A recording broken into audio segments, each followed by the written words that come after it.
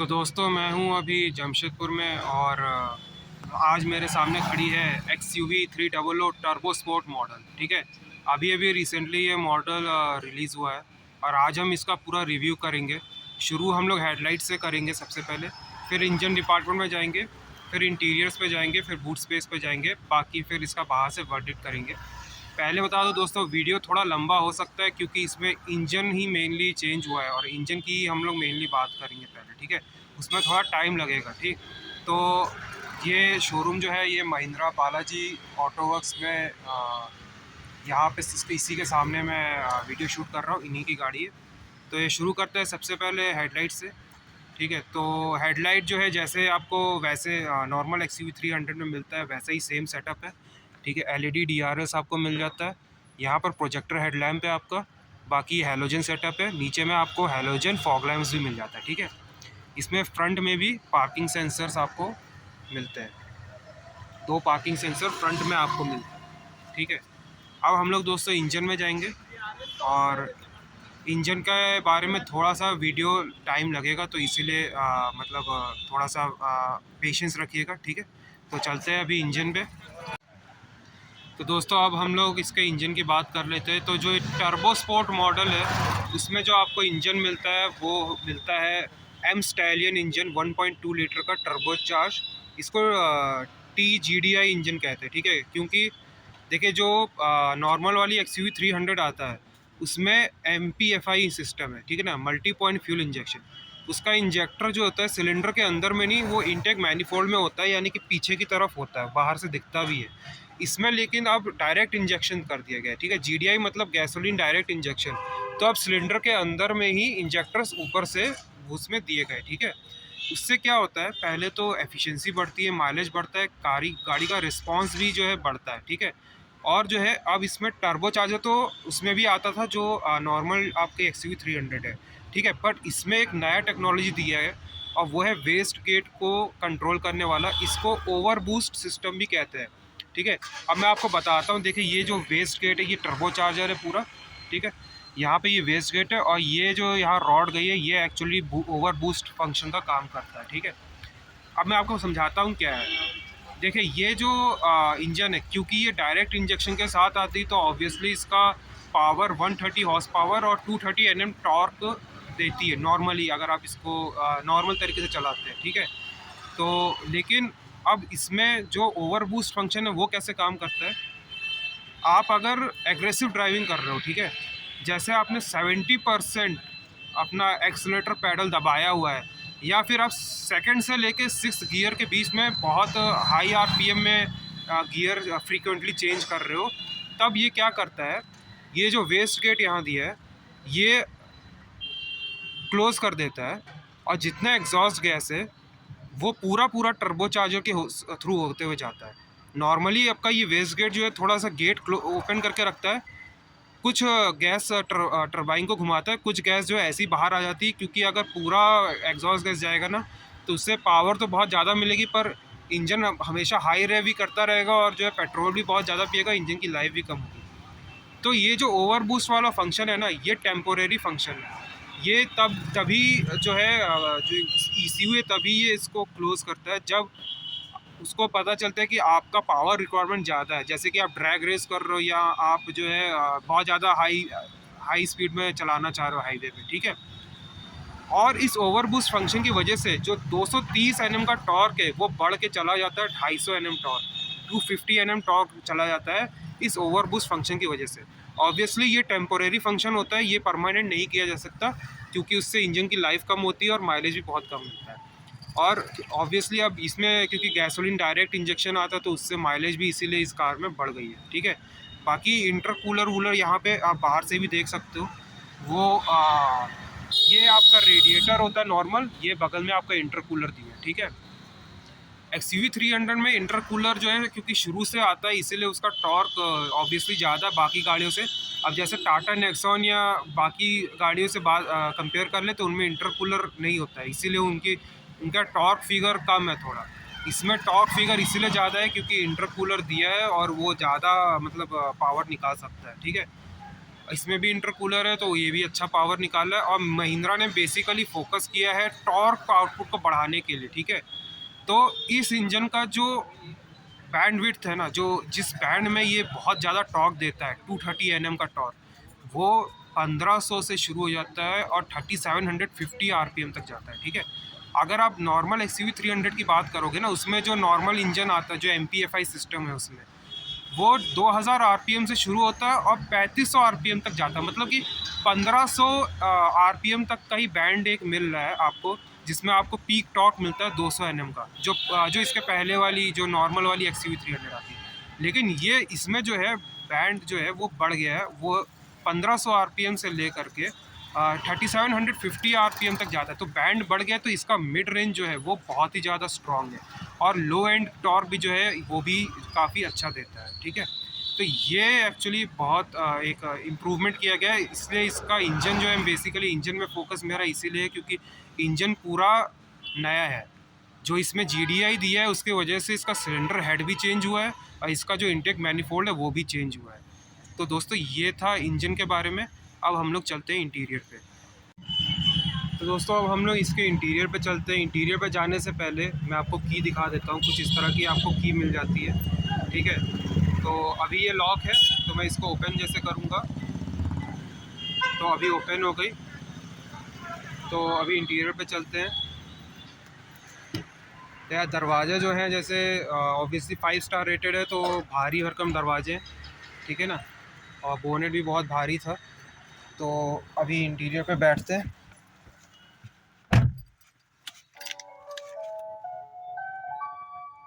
तो यार कुछ इस तरह से आपका वेलकम होता है, ठीक है ना। बहुत अच्छे तरीके से वेलकम होता है आपका यहाँ पे। तो यार मैं जो अभी रिव्यू कर रहा हूँ वो है टॉप मॉडल W8 ऑप्शनल वाला, ठीक है। और इसमें आपको बगल में इंजन स्टार्ट स्टॉप वाला आ जाता है स्विच, तो इसको जैसे ही आप एक बार दबाएंगे तो इस तरह से आपका जो है आ, इस तरह से स्टार्ट होता है डैशबोर्ड वगैरह, ठीक है। और इसको मैं पहले ऑफ कर देता हूँ, है ना। तो यार इस तरह से आपको जो है रेड LED इसमें जलता है। आपको टैकोमीटर भी दिया है इसमें, स्पीडोमीटर भी दिया है, ठीक है। बाकी ओडोमीटर वगैरह दिया है। तो ये एक्चुअली एनालॉग है पूरी तरह से, बीच में डिजिटल ट्रिप मीटर दिया हुआ है, ठीक है ना। स्टीयरिंग माउंटेड कंट्रोल्स आपको इस तरह के मिल जाते हैं, ठीक है। म्यूट करने का, वॉल्यूम इंक्रीज करने का, वॉल्यूम डाउन करने का, ठीक है ना। तो ये आपका नया बैजिंग जो है महिंद्रा का, ये नया बैजिंग आपको मिल जाता है इसमें, ठीक है। ये आपको स्विचेस मिल जाते हैं। एक चीज़ मैं कहूँगा कि ये स्विचेस की क्वालिटी बहुत अच्छी है। महिंद्रा ने इस पे बहुत ही अच्छा काम किया है। ये टच फील जो है और जो क्वालिटी वगैरह है इसके, जितने भी आपका ये प्लास्टिक वगैरह, ये बहुत ही अच्छी क्वालिटी दिया है। इवन मैं अगर इसकी बात कर लूँ तो ये भी बहुत अच्छा क्वालिटी है। मतलब हार्ड प्लास्टिक ही है, बट थोड़ा सॉलिड लगता है ना। कहीं से आप किसी और कार में ऐसे ऐसे प्रेस करेंगे तो थोड़ा वो उसमें थोड़ा सा दबने का जैसा आता है, बट इसका प्लास्टिक टाटा नेक्सॉन और महिंद्रा XUV में काफ़ी बढ़िया सॉलिड है, ठीक है ना। आपको ऑटो IRVM मिल जाता है यहाँ पे, ठीक है। ऑटो IRVM है आपका, ठीक है। ये आपका 17.72 इंच का टच स्क्रीन है, ठीक है ना। और अगर मैं टच स्क्रीन की बात करूँ, आपको यहाँ पे बटन भी मिल जाता है, और आप चाहो तो जो है इसको बाई टच भी कर सकते हो। तो जैसे अगर मैं बात करूँ इसका रिस्पॉन्स रेट अच्छा है, ठीक है। रिस्पॉन्स रेट इसका जो है बहुत अच्छा है। बट जो है इसका, अगर मैं बात करूं, वैसे कलर कॉम्बिनेशन जो है ना, कलर कॉम्बिनेशन जो है वो थोड़ा सा इसमें मतलब उतना लाइव नहीं। जैसे सिट्रोइन C3 का मैंने जब किया था Hyundai गाड़ी में, और सिट्रोइन की जो C3 है उसमें थोड़ा लाइवली कलर्स थे, थोड़े मतलब अच्छा कॉन्ट्रास्ट दिखता था। टच भी इसका अच्छा था, रिस्पॉन्स रेट भी अच्छा था, और कलर भी अच्छा था। इसका कलर थोड़ा डल लगता है एक्चुअली। इन्होंने थोड़ा रेड और ब्लैक इसीलिए किया है क्योंकि इनके जो यहाँ पे टच वाले जो दिए हुए हैं वो भी ब्लैक और रेड में, तो इस वजह से थोड़ा सा डल लगता है। पर कोई बात नहीं, टच स्क्रीन अच्छा है, रिस्पॉन्स अच्छा है, उतना काफ़ी है, ठीक है ना। और बाकी आपको यहाँ पे टिल्ट एडजस्टमेंट मिलता है ऑब्वियसली। तो ये टिल्ट है, और आपके पास टेलीस्कोपिक नहीं मिलेगा, ठीक है। टिल्ट ही आपको मिलेगा। तो बाकी जो है यार मैनुअल में ही आता है। देखो ये टर्बो स्पोर्ट जो मॉडल है इसका ऑटोमेटिक अभी तक नहीं आया है, ये मैनुअल में आता है। और अगर मैं इसकी बात करूं तो आ, देखो यार क्लच ट्रैवल इसका काफ़ी लॉन्ग है, काफ़ी जो है देखिए आप मेरा पैर देखिए कहाँ तक दब रहा है, तो काफ़ी मतलब लॉन्ग इसका क्लच ट्रैवल है। बाकी गियर का जो थ्रो है वो भी थोड़ा-सा लॉन्ग है, ठीक है ना? गियर का थ्रो लॉन्ग है, बाकी 6 स्पीड आपको मिलता है और टर्बो स्पोर्ट है, तो पावर और की कोई कमी नहीं है, ठीक है ना? और देखिए जैसे मैंने आपको बताया था इसमें कि पावर अगर आपको चाहिए होती है, अगर इसका जो टर्बो स्पोर्ट का एक्चुअल में आपको फ़ायदा उठाना है, तो इसमें आपको जैसे क्लच दबाते हैं, तो सेकंड गियर से थर्ड, फोर्थ और फिफ्थ, सिक्स्थ तक आपको क्विकली मतलब अगर चेंज करोगे और हाई आरपीएम में, तो वो जो है वेस्ट गेट वो ओवर बूस्ट उसका फंक्शन एक्टिवेट हो जाता है और 250 एनएम का टॉर्क देना शुरू कर देता है। और जैसे कि मैंने कहा ये टॉर्क की कार है, ये एक्चुअली टॉर्क देने के लिए बनी है, तो ये 4000 आरपीएम तक आप जाओगे ना, तब बहुत ही अच्छे से पुल करेगी 4000 आरपीएम तक। हाँ, 4000 आरपीएम के बाद जो है उसमें आपको फिर वो अपशिफ्ट मांगेगी गाड़ी खुद ही, क्योंकि थोड़ा थोड़ा ड्रॉप होने लगेगा, फिर आपको 4000 आरपीएम के बाद आपको जो है तुरंत गियर चेंज करना पड़ेगा, ठीक है?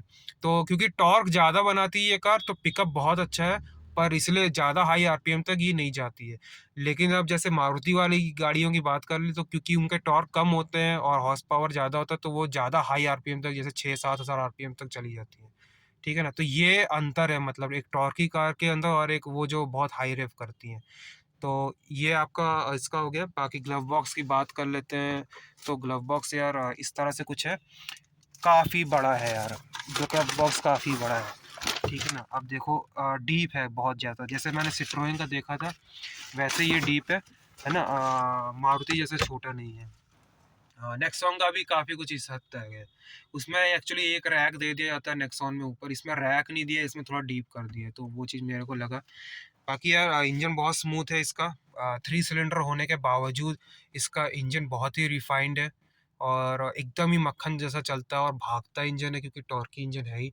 बाकी आपको यहाँ पे जो है यहाँ पे आपको टिकट होल्ड करने का नहीं मिलता है, टिकट होल्ड करने का नहीं है। बाकी इधर में, हाँ, इधर में आपको वैनिटी मिरर मिल जाता है और एक कवर भी है साथ में, और एक बल्ब भी आपको मिल जाता है छोटा सा। तो ये आपको जो बल्ब दिख रहा है ये बल्ब हो गया, और ये आपका वैनिटी मिरर और ये कवर उसका, ठीक है ना? और एयर बैग्स इसमें 6 एयर बैग्स मिलता है, टॉप मॉडल है तो आपको 6 एयर बैग्स मिलेंगे इसमें। और ये हो गया आपका। बाकी आपको क्रोम फिनिश में देखिए, हैंडल्स आपको क्रोम फिनिश में मिल जाते हैं, ठीक है? ये आपका पावर विंडो हो गया। अब इसमें एक चीज़ और है, इसमें वन टच अप और one touch down driver seat में तो मिलता है। देखिए जैसे ये दबा दिया मैंने, वन टच डाउन हो गया, और ये आपका जो है ये वन टच अप हो गया, ठीक है? और ओ आर वी एम भी जो है वो electronically adjustable O R V M आपको मिलते हैं, और आप इसको, ये फोल्डेबल भी है, ये auto foldable O R V M भी इसमें आपको फंक्शन मिलता है, ठीक है ना? बाकी कुछ फीचर्स इसमें ऐसे हैं, जैसे आप स्टीयरिंग की सेटिंग भी कर सकते हो, ठीक है? हार्ड, सॉफ्ट और उस तरह से आपके जैसे ड्राइविंग उस हिसाब से स्टीयरिंग की सेटअप भी कर सकते हो इसमें, तो वो स्टीयरिंग का जो रिस्पॉन्स है वो उस हिसाब से चेंज हो जाता है। और बाकी जो है बहुत हाई स्पीड में ये स्टेबल है, ऑब्वियसली बहुत स्टेबल रहती है, पर इसका स्टीयरिंग व्हील हार्ड हो जाता है, मतलब थोड़ा टाइट हो जाता है, और टाइट होना अच्छा भी है। एकदम अगर लूज रहेगा हाई स्पीड पे, तो जो है ना वो फिर झूलने लग जाती है, मतलब आप तुरंत इधर घुमा दोगे पर कार तुरंत जो है राइट नहीं घूमेगी, फिर थोड़ा टाइम में घूमेगी। आप पता चला इधर खूब जोर जोर से घुमा रहे हो, पर जो कार का रिस्पॉन्स है वो धीरे धीरे इधर उधर हो रही, तो फिर वैसा नहीं है, जैसे घुमाओगे तुरंत अपना लेन चेंज करती है। तो यार ये मेरा फ्रंट से ये हो गया। बाकी 12 वोल्ट का एक चार्जिंग सॉकेट यहाँ मिल जाता है, ठीक है ना? यहाँ फ़ोन रखने का मिल जाता है, वायरलेस चार्जिंग नहीं है इसमें। स्पेस कुछ इस तरह का मिल जाता है। रियर ये आर्मरेस्ट जो दिया है, ये इसका स्पेस आप देख लीजिए, स्पेस इसमें काफ़ी सही स्पेस है यार, काफ़ी अच्छा स्पेस है। और स्लाइडर वाला इसमें नहीं आता है, स्लाइडर नहीं है इसमें, ठीक है? आपके ये हैंड ब्रेक हो गया, और आपका जो हेडरेस्ट है पूरा एडजस्टेबल हेडरेस्ट है, फ्रंट में भी रियर में भी एडजस्टेबल हेडरेस्ट है। और ये आपका ग्रैब हैंडल्स कुछ इस तरह का ग्रैब हैंडल हो गया। सनरूफ आता है इसमें क्योंकि टॉप मॉडल है, ठीक है ना? ये आपका मैनुअल वाला है, यहाँ से आप मैनुअली इसको हटा सकते हो, बाकी आपको यहाँ से करना हो तो, हाँ सॉरी, ये वाला, तो इससे खुल जाता है पूरा पूरा, ठीक है? और आपको बंद करना हो तो फिर आप इधर दबा दोगे तो ये पूरा क्लोज हो जाएगा। ठीक है ना। तो ये आपका सनरूफ मिल जाता है। पीछे में भी आपको जो है एक केबिन लैंप मिलती है बीच में, तो 2 केबिन लैंप है, एक आपका सामने में मिल जाता है, सामने में आपको एक केबिन लैंप मिल जाता है और एक आपको रियर में भी मिल जाता है। तो यार अब रियर सीट पे चलते हैं, ठीक है। मैं अपनी हाइट पहले अपनी हाइट के हिसाब से सीट को एडजस्ट कर लेता हूँ, ठीक है ना। मैंने अपने हाइट के हिसाब से जो है सीट एडजस्ट कर ली है। अब मैं पीछे की तरफ जाता हूँ। तो यार अब रियर साइड पे चलते हैं, रियर सीट पे, ठीक है। तो रियर सीट आपका ये डोर जो है ये इस तरह से खुलता है, पूरा 90 डिग्री नहीं खुलता ये, ठीक है, जैसे आपको टाटा में मिलेगा। पर फिर भी क्योंकि चौड़े दरवाजे हैं तो फिर आप अंदर में आराम से आ जा सकते हो। इंग्रेस वगैरह इसका अच्छा है, ठीक है। दरवाजे यार बहुत ही सॉलिड क्वालिटी के, पूरे कार एकदम सॉलिड क्वालिटी, जहाँ जहाँ टच करोगे वहाँ वहाँ सॉलिड क्वालिटी फील होती है, ठीक है। रियर एसी वेंट्स आपको नहीं मिलते हैं, ठीक है।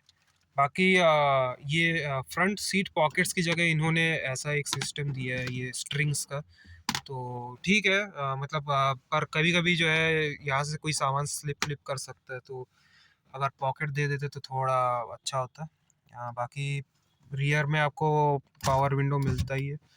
और आपको यहाँ पे मेरे ख्याल से 6 स्पीकर्स आपको मिलते हैं, ये आपको स्पीकर यहाँ पर भी दिए हुए हैं, ठीक है। रियर में ये स्पीकर हो गया आपका, और बाकी फ्रंट में भी 2 स्पीकर, और ट्विटर आपको जो है वो आपको वहाँ दिख रहा होगा, वो ट्विटर से, ठीक है। स्पेस यार महिंद्रा एक्सयूवी 300 सबसे वाइड है, पीछे में सबसे वाइड है, पूरा यार स्पेस ही स्पेस है। और इसका कॉन्ट्रो आप देखो, ठीक है ना।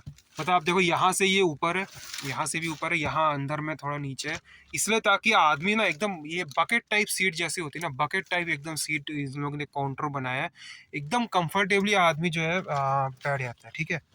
ऐसे में कहूँ तो अंडर थाई सपोर्ट इसमें कम है, थोड़ा मेरे को कम ही लग रहा है।